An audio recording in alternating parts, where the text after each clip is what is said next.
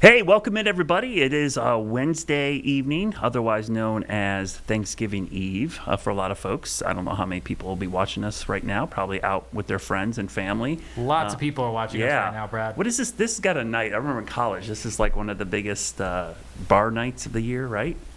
Sure. It's got some weird Blackout Wednesday. Is that what this is called? I was very boring in college. No, but yeah, because the reason it is, and for folks that don't know, if everyone comes home from college or school and they go meet with their friends from high school, whatever, in their local tavern or establishment, because they're home and there's nothing else to do. And then tomorrow's a big holiday. But either way, hopefully you're in Uptown enjoying the parade. I mean, I hope a lot of folks are up there. We're going to take a live look from our WCNC tower cam. I swung it back.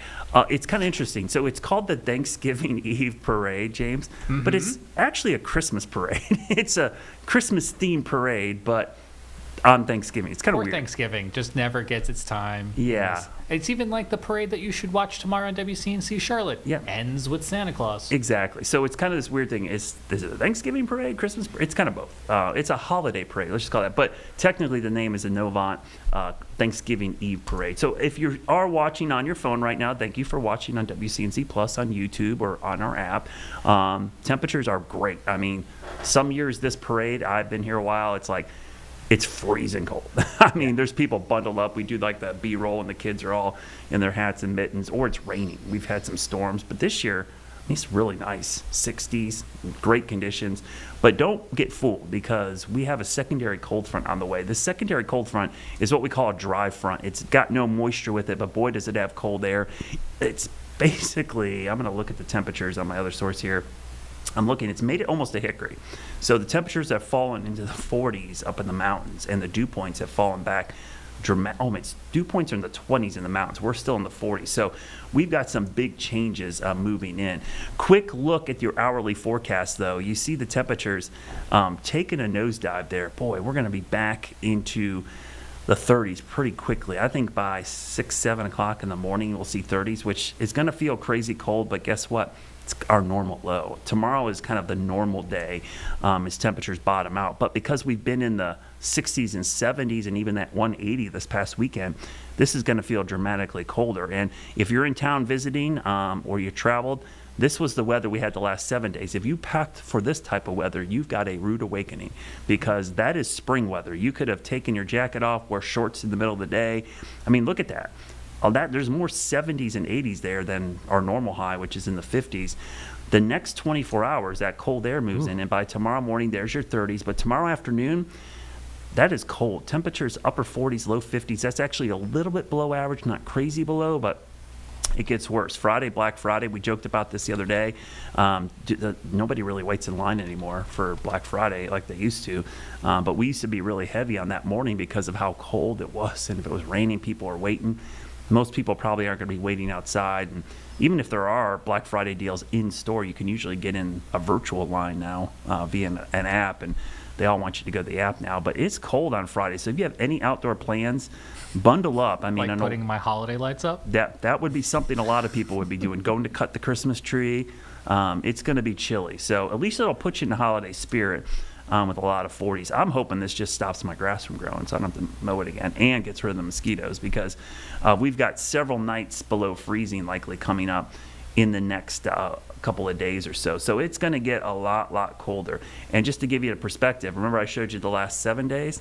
Let me show you the next 7 days. This puts everything in perspective. All that above average highs, look at all the below average. You've got 40s and 50s for highs. Now, a lot of us, and Tim and I will joke about this as well, but people are, it's really cold. But remember, Monday's December 1st. It's the meteorological beginning of winter. So almost on cue, it's like Mother Nature said, you know what, I'm done with the warm weather in fall. We're going to winter. Let's just go full on. And yeah, these are temperatures we normally would have in about January. But the jet stream pattern is pretty interesting. We've got this dip in the jet stream this weekend. It looks like another dip develops early next week on top of a ridge over the southeast. So you know, if you've been following us, we've been kind of battling back and forth between warm and cold. We're going to be in that battle zone, it looks like, going into next week. And we're going to have some cold air damming. Anytime there's cold air to our north and high pressure gets over New England, we can get cold air to sneak down the eastern facing slopes and kind of get trapped against the mountains. And then you throw in the added feature of having a low pressure system coming out of the Gulf, and that moves north. And you could see our weather impacts next week. We've got seasonably to, I would say, seasonably cool weather. The storm track, that's uncertain Tuesday, Wednesday. It's fluctuated even from yesterday's guidance. And the impacts, a cold rain for most of us, but mountain mix possible on Tuesday. Right now, this low pressure is shifted a little further south, which is, you would think, okay, that's going to bring colder temperatures, but it also keeps the moisture farther away. So there's some uncertainty. Just hold on to your hats because next week could be really interesting, and stay tuned for updates because we will likely have many. Here's that battleground. I don't think I've ever seen an outlook like this where the border of the above and below touch each other. There's no normal. So typically we'd have a gray stripe between there. Basically the 30% above and 30% below are basically right over us. So that's telling me that the guidance is showing, hey, we've got some uncertainty because it could go either way. But it's an interesting map because if you remember last week, we were trending towards that ridge. Now it looks like that cold air is heading towards the Great Lakes in New England, and the ridge is moving down into Florida. So that is definitely a little bit of a trend we're watching. Doesn't mean we're going to be super cold. Doesn't mean we're going to be super warm. We could be in between, and that's kind of what this is telling you. I think that's why 40s and 50s for highs are probably more likely.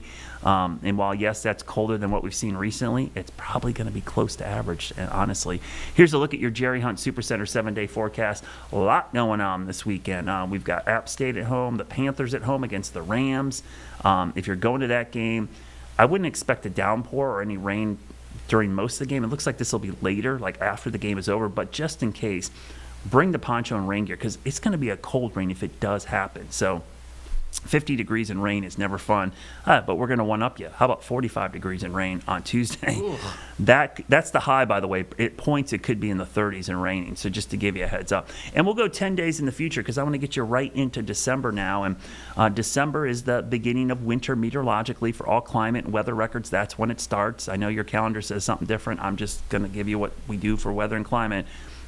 December 1st, that's all that data counts as winter. It doesn't count as fall. So it does get a little milder at the end of the week as temperatures get in the 50s, but it looks like more rain.